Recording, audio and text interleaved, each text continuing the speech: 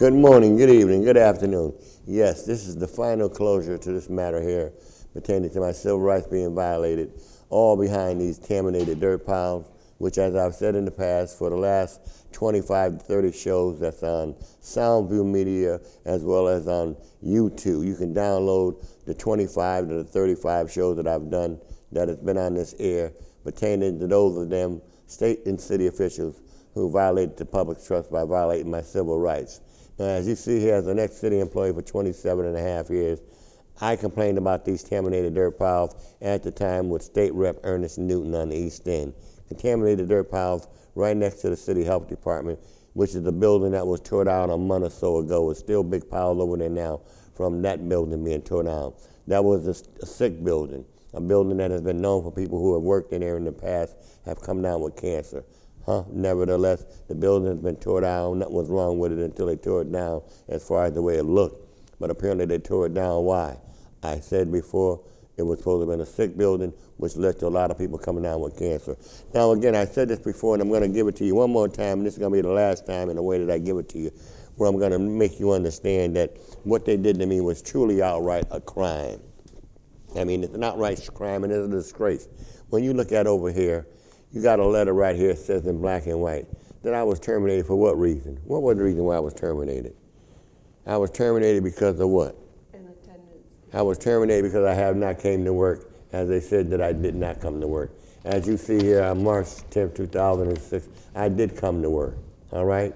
But nevertheless, Jody Paul, Dr. Evans, and all the above signed the letter here in black and white confirming the fact that I did not come to work. You have it in black and white showing that, City of Bridgeport, from these parties who signed off on it saying that I did not come to work. Yet and still, Dr. Evans' supervisor, my supervisor, Ether, at the time, made it very clear that I would be leaving at 10:30 because I plan on getting flowers, because I plan on getting married that day, all right? I said I'll be leaving at 11:30 because I plan on getting married that day. So I had came and worked that day, even though I got terminated for not coming that day on that day, which is March the 20th. As you see here, March the 20th was the termination date because I had not complied to their request. Nevertheless, you have a time card here in black and white showing you that I had been out for extreme anxiety, all right, for 2 weeks. Basically, altogether, I asked for a month from my doctor, asked to give me a month off because of the pressure that I was being put up under at that time because of me complaining about these contaminated piles. So I was treated by Dr. Albert Walters. And you see here, even though they said I didn't come in, I came in. Here's the date. March the 17th, 2006, okay? They approved it in March the 20th, okay, 2006. It was signed by my supervisor, City of Bridgeport Health Department supervisor, who still works in the City of Bridgeport for the Health Department. Shame, shame, shame on the City of Bridgeport to lie and to conspire on me the way that they did. And what's sad about this, you have an audio tape of Dr. Evans and Jody Paul confirming the fact that they both confirmed that, yes, I'm here, Cecil. Okay, even though my doctor said I should be out for a month, they gave me the okay to come in. As long as I came in, they okayed it and they approved it. I have it on audio tape.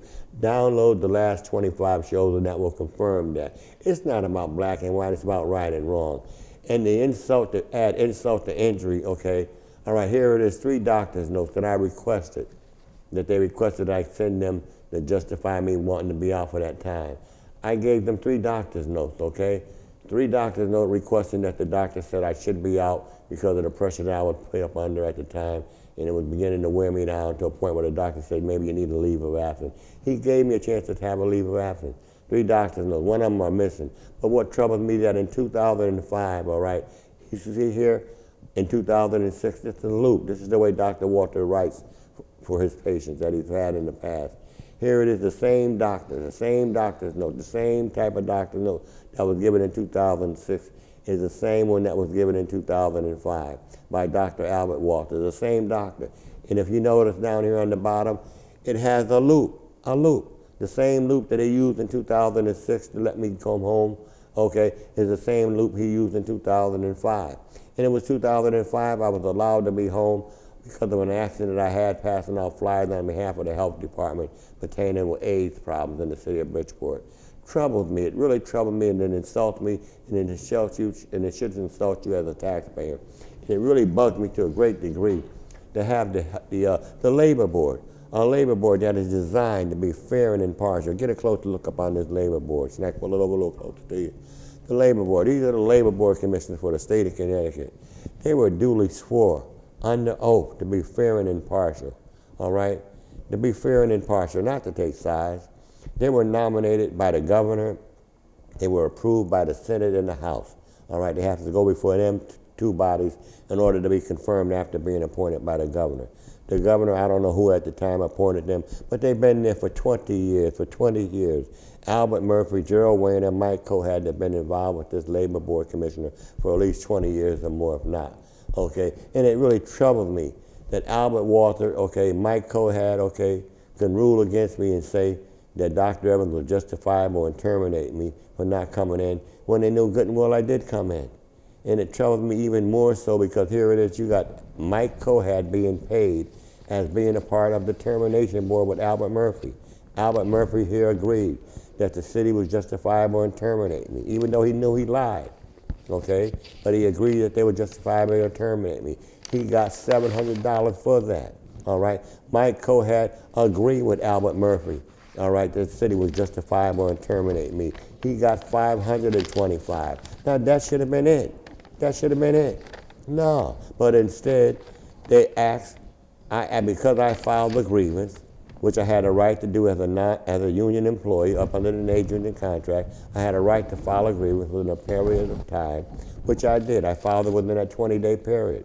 And as I filed that grievance, I had another hearing with Mike Cohad, the same guy who got paid for being a part of the termination board with Albert Murphy, is the same one who got paid 4 different times, $225, $150, $150, $150, came to $575. Now that's close to $1,200 and something dollars Mike Cohad got from the state of Connecticut, from the taxpayers, from you and I. You talk about fraud. This man committed fraud. He committed fraud because he knew good and well I was terminated. Terminated employees cannot receive benefits unless they file a grievance. I filed a grievance, all right? And that's because I filed a grievance, I had a right to have a hearing. And he knew that. Mike Cohad knew I had that hearing because he was a part of the termination board. Why didn't he excuse himself from this hearing, knowing that if he could not tell the truth? He did not tell the truth. He lied. He lied why? Because he got paid $575 from the taxpayers for acting like he didn't know nothing about this. I have him on audio tape confirming the fact, him daring to ask me the question, well, Mr. Murphy said that you volunteered to resign. Murphy did not say I volunteered to resign. Mr. Murphy is an outright liar. A shame on Mr. Murphy, and I'm sorry that he passed away. I heard he passed away. I'm sorry for his loss, but the bottom line is what he did to me was wrong, okay? And to add insult to injury, Gerald Wayner, the chairman of the labor board, the chairman, the head man, the man got the juice, the power, the head of the man, made $850. How did he make $850? He made $850 because him and Mike Cohad had hearings pertaining to if whether or not the city was justifiable in denying me my medical benefits. They took away my medical benefits 2 days, the same day right after they terminated me on March 6, 2016. They took away my medical benefits. Now I filed a grievance, okay? Now they could have resolved that problem the first day that they met. Once they read the grievance, showing that Cecil filed a grievance and he deserved to be paid, okay, because he filed a grievance, okay, until that hearing was over. The hearing could last anywhere from 6 days to 6 months, okay, and instead it lasted for 2 years or more, and I still didn't get no answer. So I ended up contacting State Rep Aiello to look into it to find out what happened. So is that the reason why Murphy got mad and lied on me and said that my doctor's papers were literally scraps of paper? And that I was never being treated by Dr. Waynick, who was a clinical psychiatrist, okay? This is what the labor board said, that I was not being treated by Dr. Waynick, okay, for what he claimed that I was being treated for. Dr. Waynick very clearly said that Cecil Young had been followed by him for many years, okay, all right? And he felt like after treating me for many years for what he'd been treating me for, he felt like the problem was getting out of hand to a point where I needed a specialist, someone that deals with extreme anxiety, someone that knows the value of extreme anxiety and what it could do to someone to not being treated, okay? So he had to send in another note that they asked him to send in. He sent in another note. and to have him to give the impression, the labor board give the impression that the Dr. Walters paper that he sent to the health department at the request of Dr. Evans' office, all right, he called this literally scraps of paper. Look at this. These were not scraps of paper. This is a full doctor's note. The same doctor note that is here is the same doctor note that is here. How dare they give the impression that these were literally scraps of paper? You cannot send scraps of paper through the no strap machine that straps up paper. The reason why they send it through machines like that is to get rid of it, so no one can trace whatever's been written out on that paper. That's what they call a threader. They thread the papers when they send it through those kind of machines. And to say here that my doctor's paper, that I come running in literally with straps of paper. How dare they say that?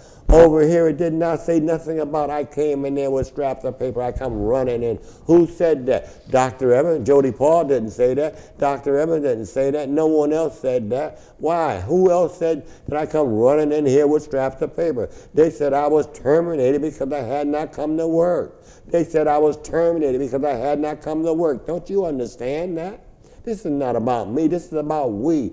Dear God, the grace of God could be you. We talk about giving rights and protecting people's rights. You talk about immigrants and being taken advantage of them and being snatched out of their cars, them busting into their house, snatching them out and treating them like they ain't got no rights and all the above. Well, I am an American citizen. This is an American stick with an American flag wrapped around it, showing that I am an American who brung you information from Dr. Evans' assistant supervisor, who was my supervisor, who made it very clear that I was going to get myself checked out for a colon exam which could lead to me being out of here, death.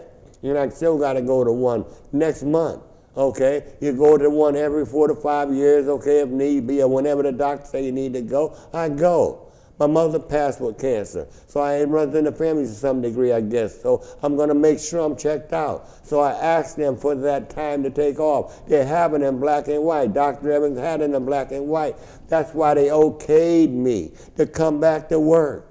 But because of these terminated dirt piles, and because she got a call from the mayor and other powers to be, that cost them $250,000 because of these piles, they were so outraged to a point where they said, you got to do something.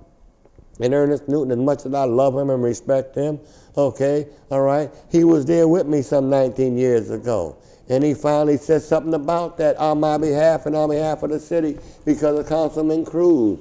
And I say that to be saying, I don't want Gerald Wayne to lose his job. He seemed like a fine gentleman.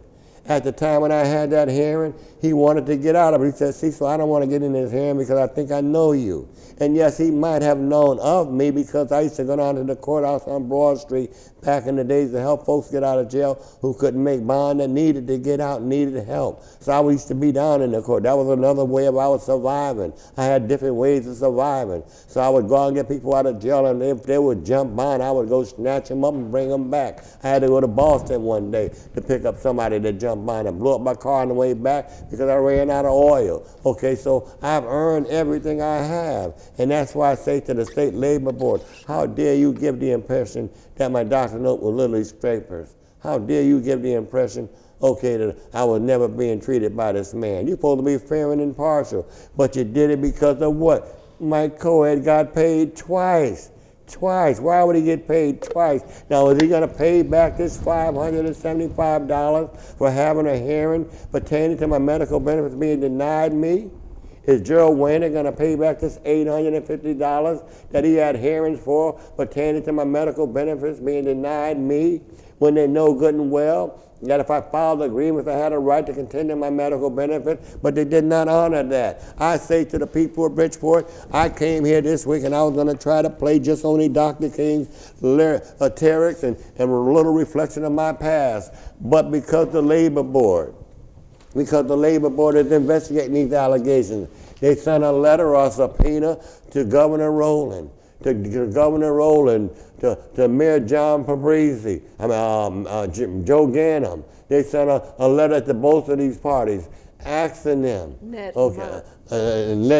them on, okay, the governor, requesting that they tell them why come when I led them on information pertaining to Gerald Wayner and Mike Coed possibly committing fraud. Why didn't they get back to me? That's what the Labor Board got information from me pertaining to these matters to ask why didn't they get back to me? Was it because they were trying to protect them? Was it because they were so busy? I don't know. But look at me, huh? I've been involved all my life helping people as much as I can.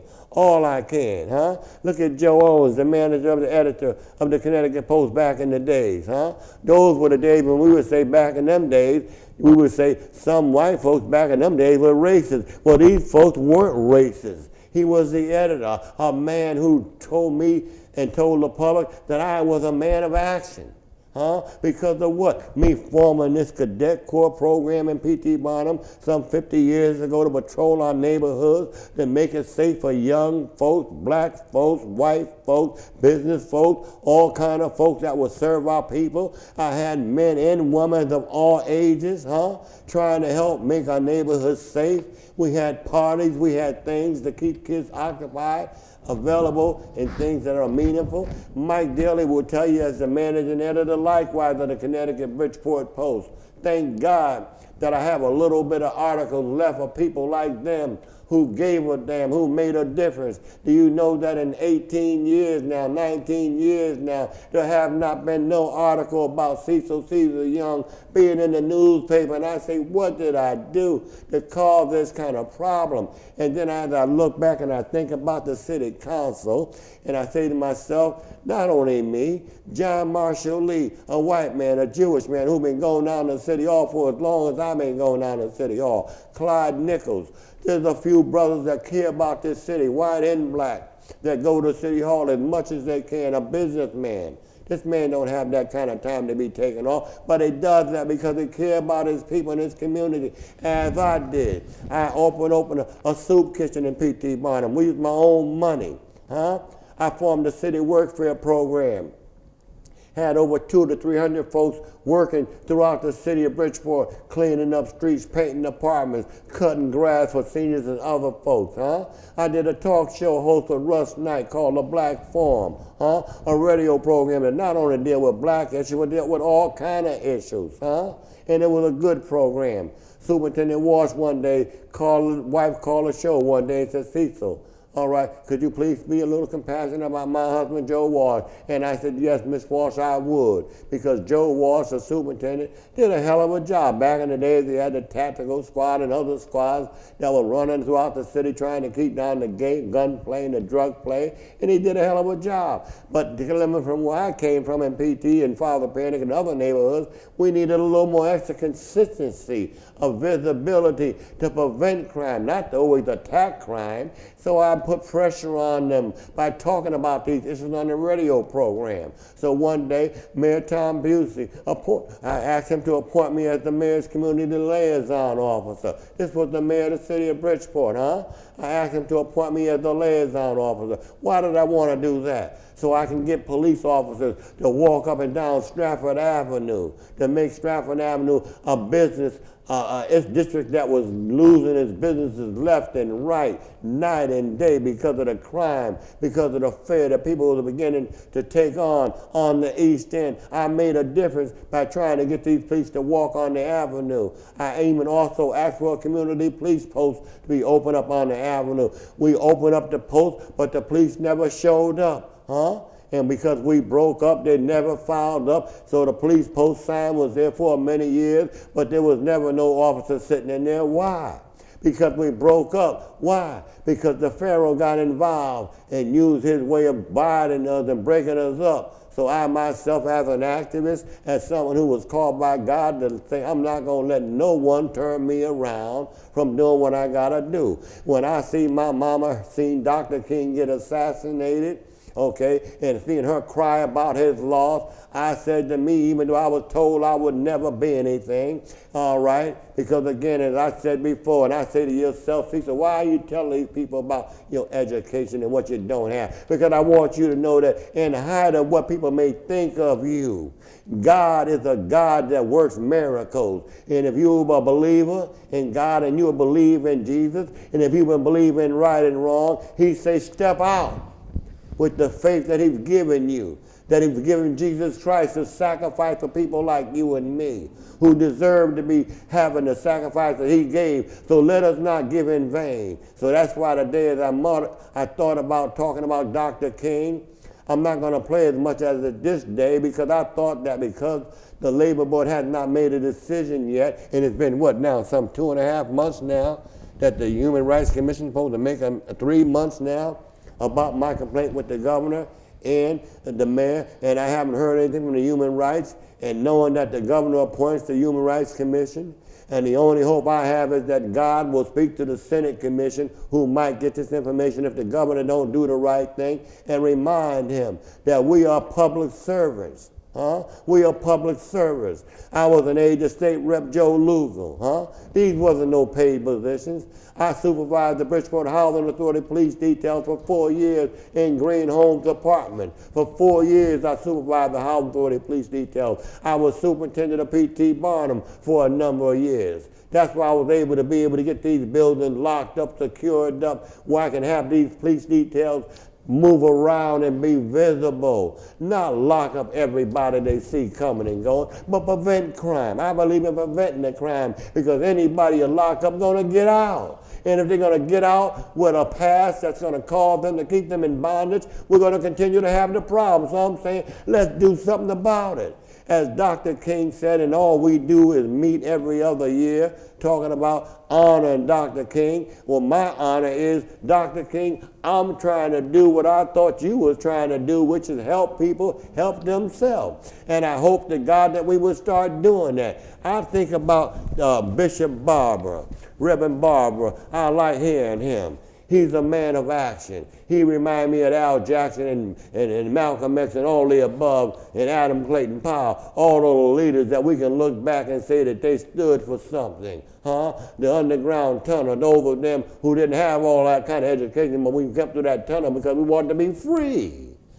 We want to be free. And after 16 years of being a city sheriff, after more than 40 years of being a community activist, you would think that somebody would consider saying, hold up, we need to do a story about this brother. We need to do a story about this brother. So those of them that look like him, that maybe could not make it, and that was told by people like him that he would never make it. Let's show them that God is a God that had working miracles since the beginning of time. Long before there were books, there were people building mansions and mountains. You see it on TV now. All of these different designs on mountains and places where you say, how could they have lifted those bricks up that high that last so long?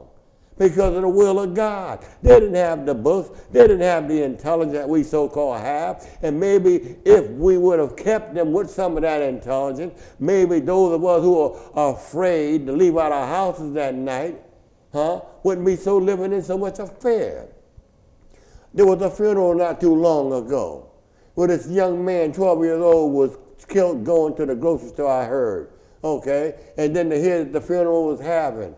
Okay, and to hear that at the funeral there was another person killed during the time while the funeral was going on or was going by or passing by, and another one was wounded. And the question is, what are we saying about it? What are we doing about it? Why aren't we trying to reach these kids that need help, that need to know that you ain't got to always kill somebody. You ain't got to always hurt somebody. These are 14-year-olds, 15-year-olds, 17-year-olds, 20-year-olds that grew up seeing things that got them acting the way they act. And I'm saying to you, we got to change that. We got to change that. And I'm trying to do the best I can. So I get upset when I see that I can pay a lawyer the kind of money I paid this kind of lawyer, all right, to represent me. And he so-called say he represent me, yet and still he don't do what he get paid for. I got a problem with that, and you should too. So I say, yes, you might have seen it on TV the other day,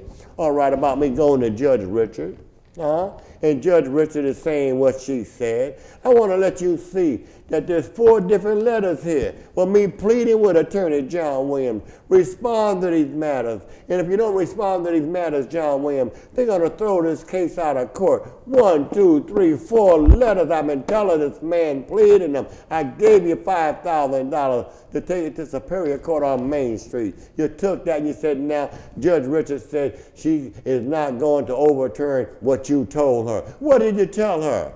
That the labor board is too powerful. You can't, Judge Richard, as much as she is a judge, and because she's a black judge and don't really know the law in terms of, I don't care who you are, no one is above the law. And I'm accusing Albert Murphy, Gerald Weiner, Dr. Reverend, Jody Paul of breaking the law and violating my civil rights. And I'm showing you overwhelming evidence that they did that. And my attorney, John Williams, look at this, pleading with this man. Ma'am, could you start reflecting on some of what was said? Not all, but just enough to remind him that I warned him that the judge is going to dismiss this case if you don't show up in court, John Williams. But he kept on telling me they're going to show up in court. Okay. They're going to show up in court. Yes. I'll reflect on the first With bulletin. Richard, with Dr. Richard. Yes. And the message was on September 26, 2012, and it reads, this message is from John Williams, the attorney, to you, Cecil Young. I am sorry. Oh, hold up. Before I stop, I hope that this show is going to Soundview Media and YouTube. I want you to know that I've contacted the Social Security office. They are sending me out information that I thought to have it on the Day's show.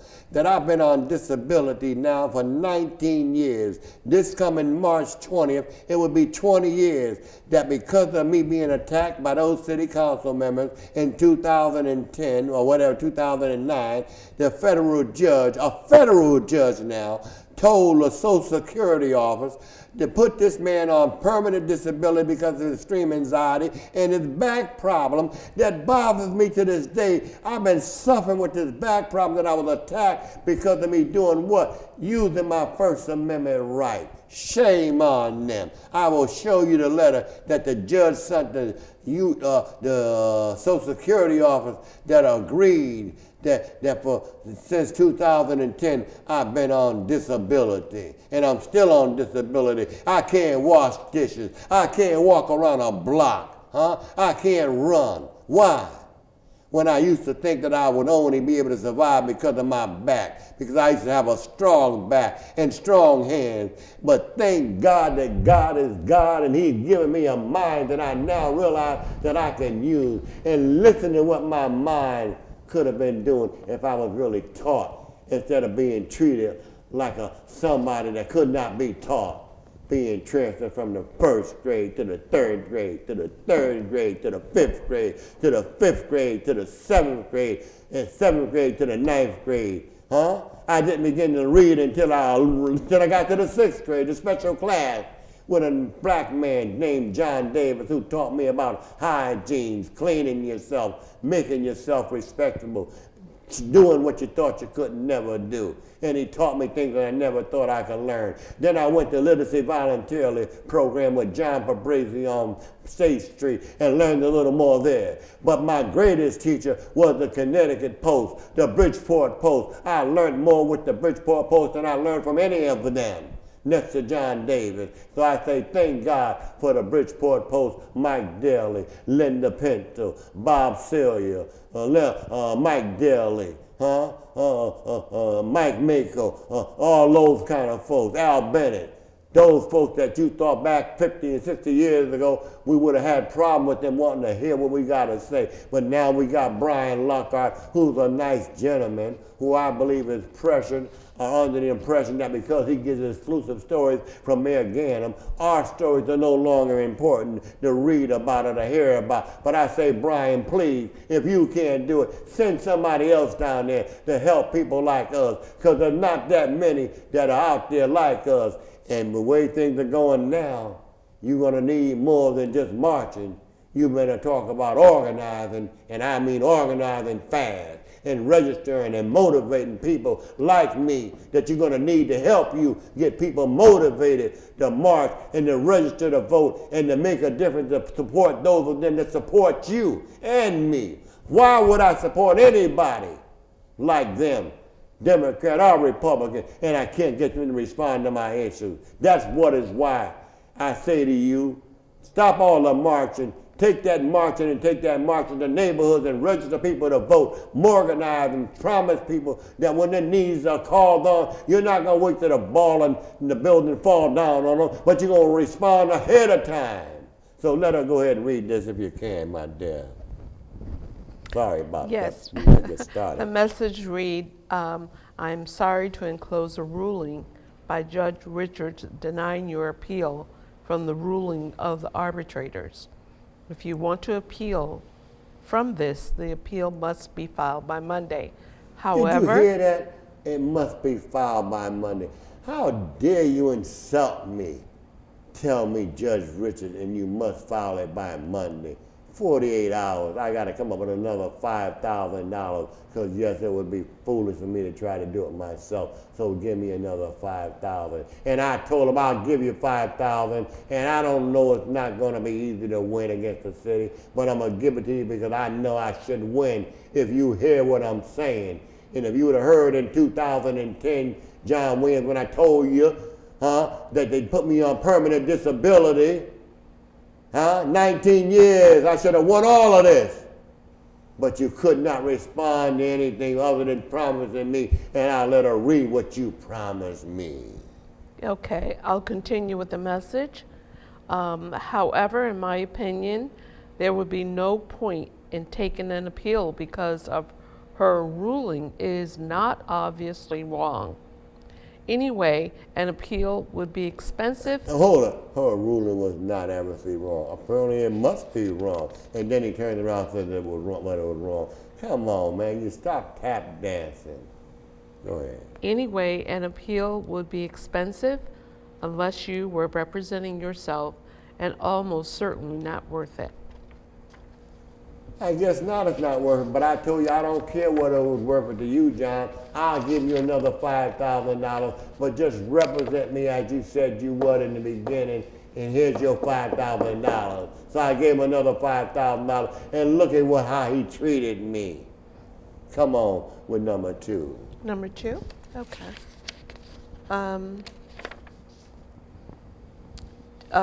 Dear Attorney John Williams, this is referencing Nage versus City.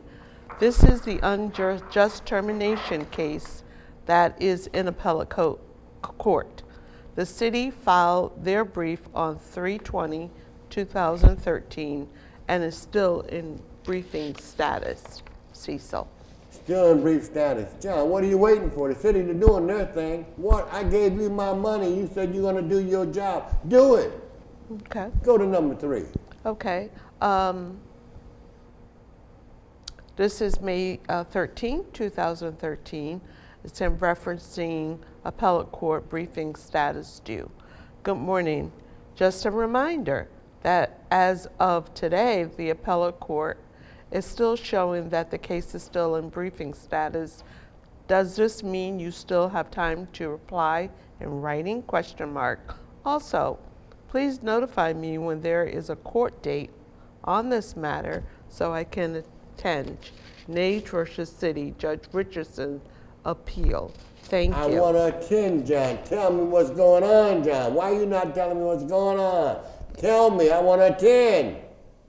Come on, number 4. Come on, John. Okay, I'm just going to Go end ahead. with 3 at first. Okay. The postscript, P.S. Please mention the fact that there was no evidence of scraps of paper present at any arbitration hearing or at the court where Judge Richards ruled. That's Thank why there you. needed to be a grand jury investigated to find out why did Albert Murphy accuse me of coming in with scraps of paper, knowing damn well you cannot send scraps of paper through no damn fax machine that the city faxed over to him, telling him, and he faxed it back over to her. You seen the fax numbers. Go to number 4 if you could, my dear. Number 4 we on it. Okay. This is dated May 2nd, 2013. Hi, Attorney Williams. Just a reminder, notice you haven't filed the reply brief due 4/9/2013 in appellate court for Nage versus City. Any idea when you will and can you send me a copy, ? Can you notify me when the appeal date is, because I would like to be there? Thanks.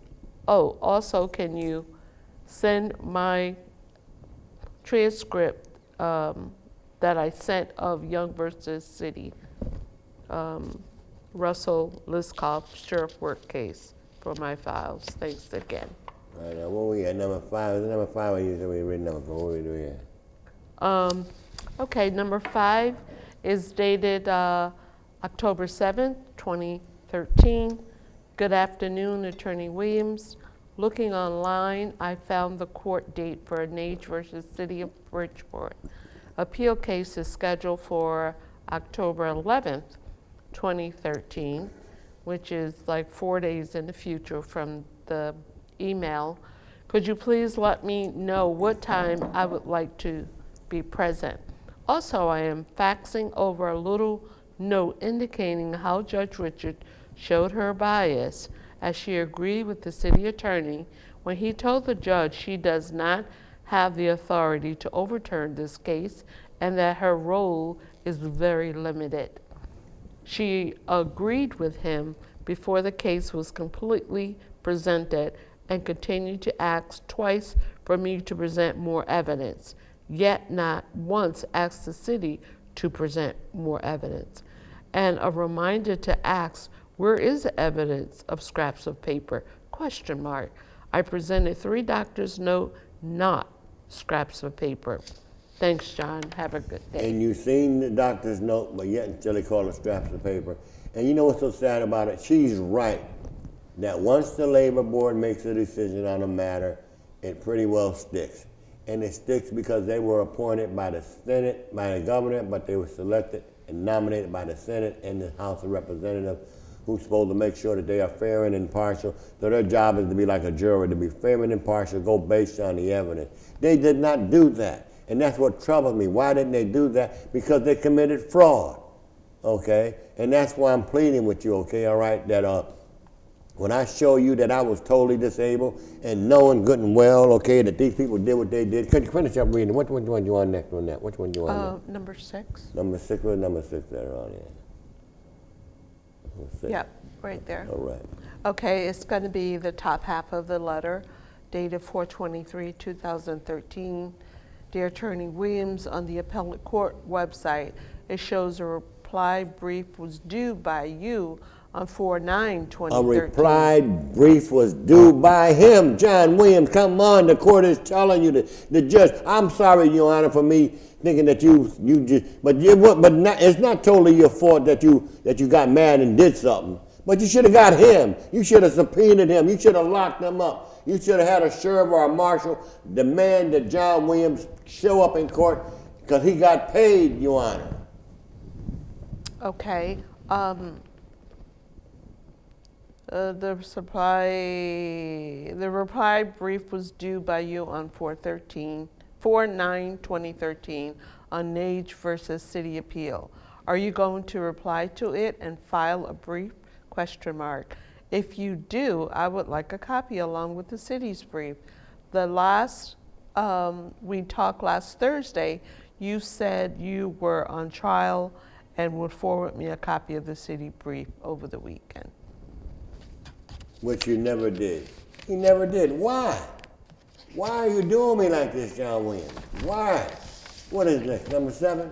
Okay. What were we at? Do you want to end with 7? No, let's keep on going. Shit, Okay. We want y'all to get all of what we said because everything we have here, we want the Human Rights Commission to get all the rest of this stuff because they only got some stuff. They didn't get enough stuff, but they got enough to be able to question them, and we want to make sure they question them on all the above and that they get all of what we're giving you. So we're saying to the public, we need you to pray for us. We need you to pray for them. Pray for them that they do what they were sworn the oath to do, which is to be fair and impartial, because if they can't be fair and impartial, who can be? And remember this, 8 years ago, if I recall, if not longer, Governor Rowland fired about a number of state employees who received certain funds that from the federal government came, and the labor board, the governor fired about 20 or 30 of them, but the labor board put them back to work. Okay, reinstated them back to work and paid them for however may be the reason, for whatever may be the reason. They were able to supersede the governor's finding and put them back to work. So they have power. They're like the jury. Even though the judge may say, I don't think it was right, the jury decided. They are like the jury, and they said, we want them put back to work, and they put them back to work. Go ahead, my dear. Okay, this is 7. This is to Attorney John Williams. Number 7. I Number am 7. I am very disappointed.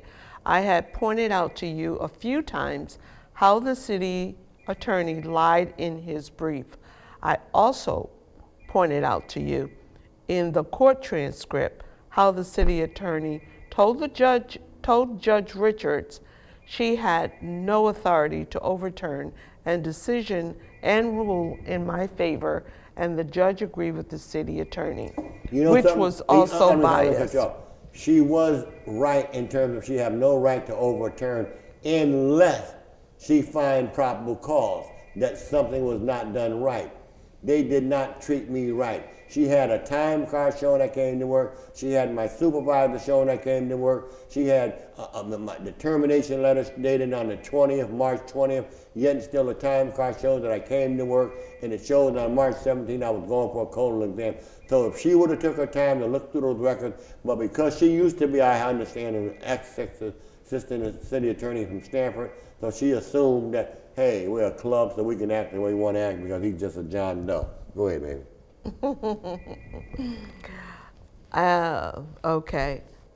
So I begged you many times in writing and by email. Begged him and remailed about this, and I asked you to file a reply brief. You said you would not reply to the city's brief that was due on 4/9/2013. Can you believe that he said he would not reply, yet and still when he took the case, he said he would apply and represent me himself, that he would go to court himself? Come on. Because you would argue this in court. Why is it that my case will not be orally argued and heard, ? Can you send me a copy of when you were notified of this? ? If the ruling is against me, will you appeal the decision at no cost to me, since you did not honor my many requests to respond to the city brief? My many requests that I responded and requested from him. Will he pay to have this thing overturned if need be, because he's not responding? He would not. Next. The last one. Which one? 8? Yep. Okay, this is dated on 12/19/2013. Good morning, John. I am asking if we could file a civil rights violation claim in federal court against the city of Bridgeport and Dr. Miriam Evans, former city health director, for violation of my civil and human rights and harassment, retaliation against me. 1, free speech of public concern, terminating me because I exposed contaminated dirt piles, which cost the city $250,000 to remove. 2, discriminated against me because of my disability, which I was declared legally disabled for extreme anxiety as of 3/16/2006 by a federal judge. 3, I was discriminated against because of my age, as Dr. Evans hired her younger nephew in my position after she terminated me. I have many documents to prove my allegations. So I think you should make it clear to the Supreme Court that the termination letter enclosed early says I was terminated for not returning to work, which evidence shows I did return to work, and the arbitrator showed extreme bias by disregarding the reason for termination. Lastly, would you please notify me of the court date in Supreme Court, as I would like to be present. Thank you, John. Happy holiday to you and your family. And you know what's so beautiful about all of this? Okay, if you go to some of the shows, I have Dr. Evans, Jody Paul on tape recorders, okay, confirming the fact, all right, accepting the fact that I come to work. You got Dr. Evans saying, okay, Cecil, you're coming to work, okay, but I'm not gonna pay you if you leave. I said, Dr. Evans, I don't want you to pay me if I leave because I plan on picking up the flowers at 10:30, okay, because I plan on getting married with Paul Gannum, okay, judge of probate court. Okay, so I have to leave early. She said, okay, I no problem if you're gonna leave. She told Ethan, okay. All right, so she signed me in, she okayed it. That's what troubled me, but because of those powers and because she got a call from the mayor and other people, she changed her mind and flip-flopped. Okay, and the lady, Jean, the white lady, the lady who got terminated, they forced her to retire with her benefits, okay, because she's been there for 30-something years as well, but she's a beautiful lady. She said she would not sit there and lie on me and say that she told me I had an attendance problem. That was a damn shame and a lie. Now you would read in number 8, and you would number 8 got to go with number 9. Number 9. Okay. October 7th, 2013. Good afternoon, Attorney Williams. Looking online, I found that the court date for Nage versus City of Bridgeport trial case is scheduled for October 11th, 2013. Could you please let me know what time I would like to be present? Also, I am faxing over a little note indicating how Judge Richards showed her bias as she agreed with the city attorney when he told the judge she does not have the authority to overturn this case and that her role was very limited. Judge Richards agreed with him before the case was completely presented and continued to ask for me to present more evidence, yet not once asked the city to present more evidence. And a reminder it's cutting off here. Okay. I'll skip that word. Is the evidence of scraps of paper? Question mark. I presented 3 doctor notes, not scraps of paper. Thanks, John. Have a great day. Okay. All of this stuff was presented. Shame, shame, shame. Now, where we at, number 9, number 8? That's 9, right? That's number 9, but I think I just did 9. With 8. I think you do 8 with number. I did 8 you did 8, already. okay, 9 then, okay.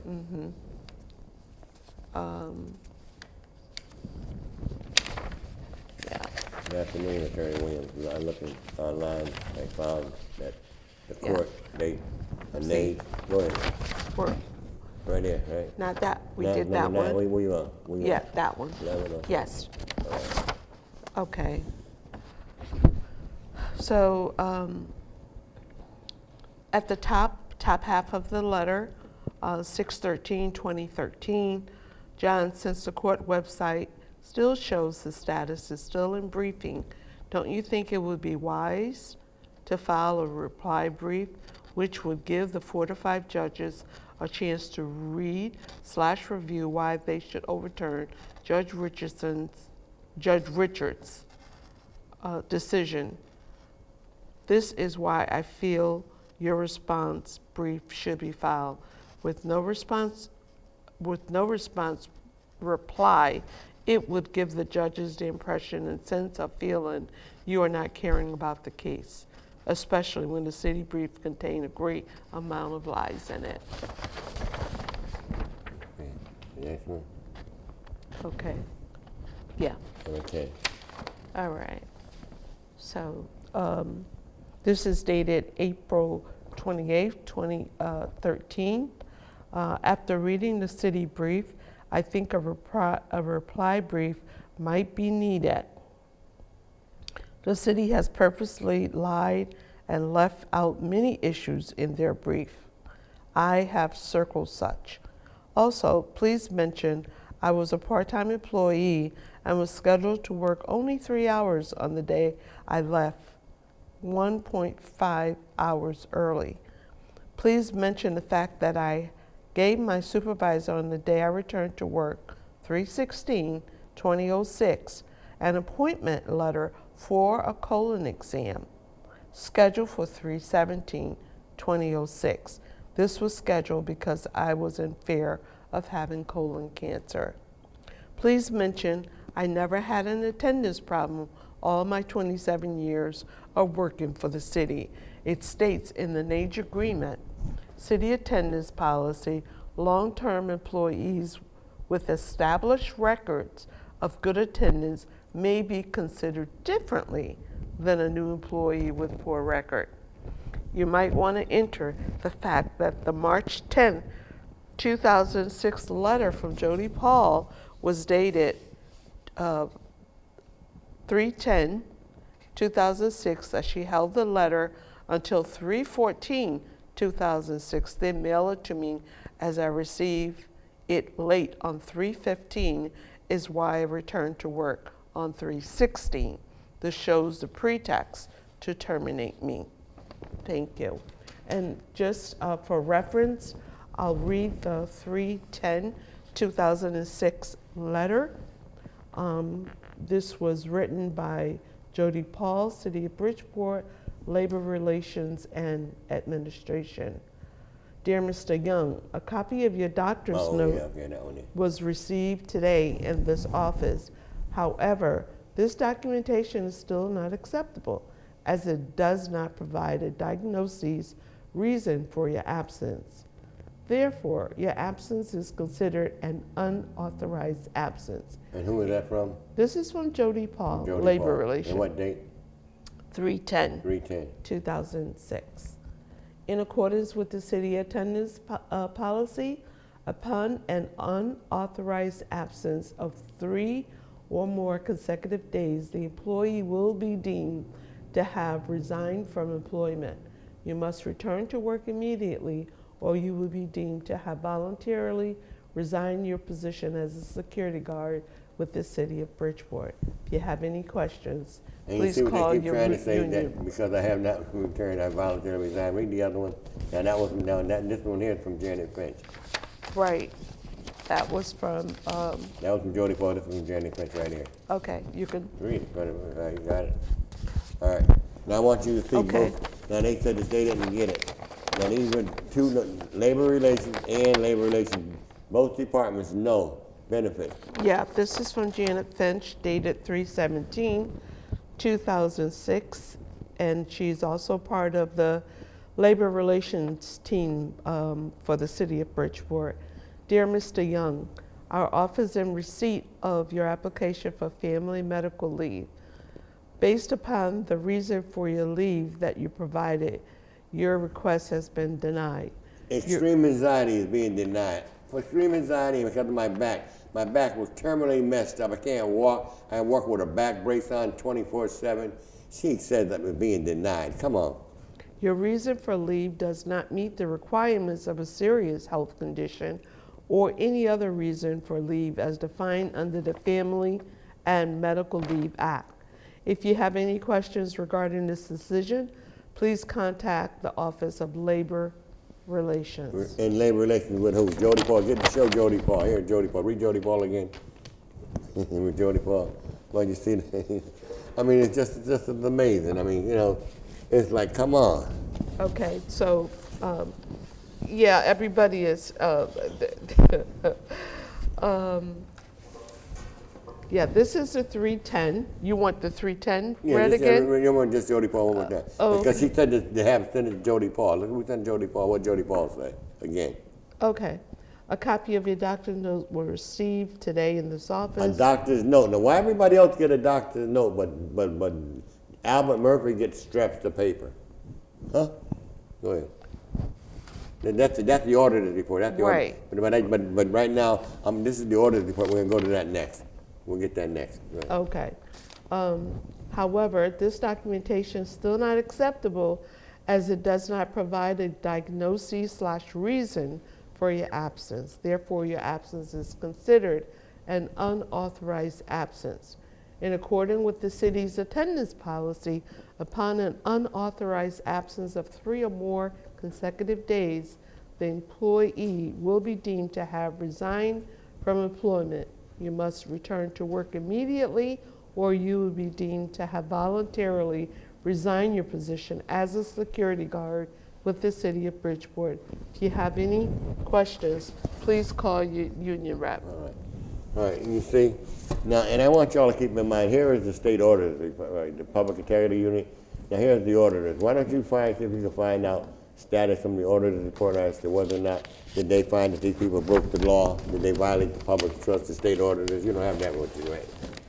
Okay, that's all No, right. I don't have. But anyway, based upon what I presented so far, you can see why, I got 3 minutes left, you can see why Councilman Newton, Councilman Anita Martinez, based on George Cruz's request that they look into my matter, that they request that the mayor look into it. As of April 8th last year, it is almost, April 2026, a year almost later. The mayor has not truly complied to their request to these two council persons requesting that this matter be looked into, see if the city was justifiable in terminating me, right, by request of Councilman Cruz as well.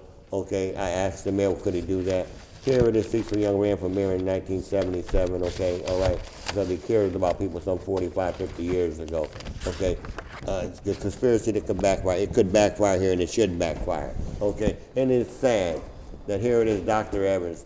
All right, I got married on that day, okay? But Dr. Evans, the knowing that I got married on that day, and to turn around here and to ignore that, okay? Knowing that I got married on that day, shame on her, all right, on March 16, 2006. I was going to get flowers for that purpose, okay? And it troubles me that all I want is, like the lady here, a little justice. Be fair, be impartial. That's all I ask you to do. See what that lady represents. Be fair, okay? And what really troubles me is that I want to give you a last and long picture of my cousin Walter Edwards and Mayor Current. Here's Mayor Hugh Current back in the days. Mayor Hugh Current was the mayor of the city of Richmond. Here I am back then with my cousin Walter Edwards, okay? All right, and my cousin Skeet and Lau, and at the health department and building community centers, my brother Tony and Reverend Johnson at the Gary Crooks Memorial Center. We opened up that building years ago, Dave Roebuck, Reverend Johnson. Okay, we care about this city. We care about our people. That's my brother Tony and his lady doing his little thing. But the bottom line, we love people. We love serving our community. And I just want to let you know that I wanted to play Dr. King thing, but I couldn't play it. But I'll play it next week, okay? The whole song, because I couldn't play it today because the Labor Board may make their decision. And I didn't want them to make it without you hearing basically what I had to say. So please listen to this song, and I'll play the rest the next time.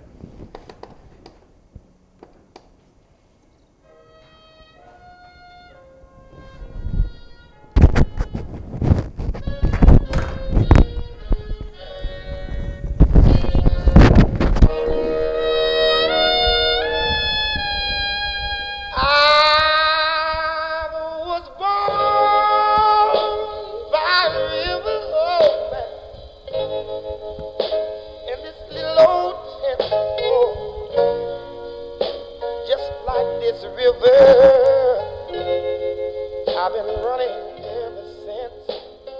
It's been a long time coming, but I know, change has gotta come, man. Ooh, yes it is, man. Oh, man, oh, man. It's been too hard living, oh, man. And I'm afraid to die. I don't know what's up there beyond the clouds. It's been a long time coming. And I know, change has gotta come. Oh, yes it is, man, oh, man, oh. There's a time I will go to my brother. Oh, I've asked my brother, will you help me please? Oh, he turned me down, and then I asked my dear mother. Oh, I said, mother, I'm down on my knees. It's been a time that I Lord, it's been very long. Somehow I thought I was still able to try to carry on. It's been a long